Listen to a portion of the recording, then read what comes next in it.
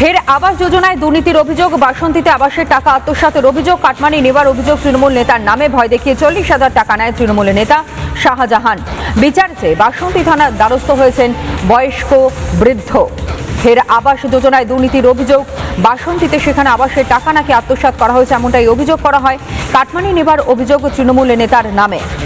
অভিযোগ কি উঠে আসছে শুনুন।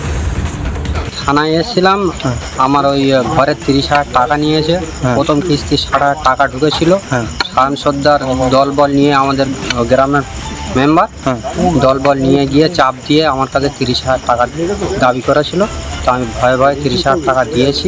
এরকম অনেক এক দিয়ে অধিক লোকের কাছ দিয়ে টাকাটা নিয়েছে। হ্যাঁ, তারা সব মানে কোন দলের সেটা তৃণমূলে 40,000 টাকা নিয়েছে। হ্যাঁ, আবাস যোজনার প্রকল্পের ঘর থেকে। হ্যাঁ, মানে নেতা গোছের মানুষরা সব দিয়ে চাপ দিয়ে আমার 40,000 টাকা নিয়েছে। ঘরের টাকা আপনি পেয়েছিলেন? হ্যাঁ, 1,20,000 টাকার মধ্যে 40,000 টাকা নিয়েছে। কে নিয়েছে? শাহজাহান সর্দার নিয়েছে। রেজিনা সর্দারের স্বামী শাহজাহান সর্দার। শাহজাহান সর্দারটা কে? রেজিনা সর্দারের জামাই। আচ্ছা, রেজিনা সর্দার মেম্বার। আপনাদের গ্রামের? হ্যাঁ, 50 বুথের মেম্বার।